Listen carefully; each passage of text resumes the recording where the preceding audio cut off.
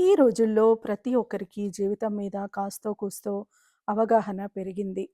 అది పాజిటివ్‌గానో, నెగెటివ్‌గానో పక్కకి పెడితే, మనల్ని ఎవరైనా క్రిటిసైజ్ చేసినప్పుడు మనము ఎలా బిహేవ్ చేయాలి అర్థం కాక డౌట్‌లో పడుతూ ఉంటాము. కొన్ని ప్రాక్టికల్ అండ్ ఇంప్లిమెంటబుల్ సొల్యూషన్స్ ఏంటో చూద్దాము. క్రిటిసిజం మీద పర్స్పెక్టివ్ మార్చుకోవడం మనకి హెల్ప్ చేస్తుంది. దాన్ని ఒక గ్రోత్‌కి టూల్‌గా చూడవచ్చు. క్రిటిసిజం అనేది పర్సన్ గురించి కాకుండా, పర్సన్ యొక్క యాక్షన్స్, డిసిషన్స్ ఆర్ వర్క్ మీద అని గుర్తించినప్పుడు ఇంప్రూవ్ చేసుకోవడానికి స్కోప్ కనిపిస్తుంది. ఎవరైనా క్రిటిసైజ్ చేస్తే వెంటనే రియాక్ట్ అవ్వకండి.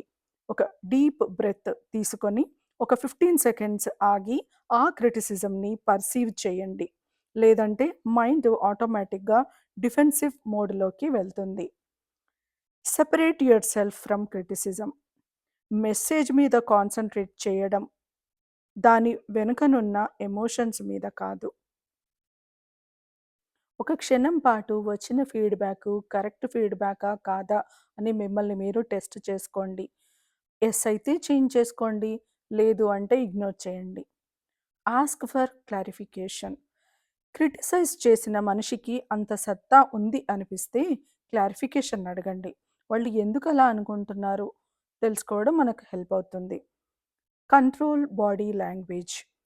క్రిటిసిజం వింటున్నప్పుడు కొందరు చేతులు కట్టుకోవడాలు, ఐ బాల్స్ రోల్ చేయడాలు, పండ్లు కొరకడాలు చేస్తూ ఉంటారు.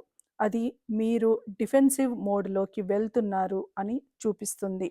సింపుల్‌గా కండ్లను కిందికి దించుకొని ఫ్లోర్‌ని చూడడం బెస్ట్ రియాక్షన్.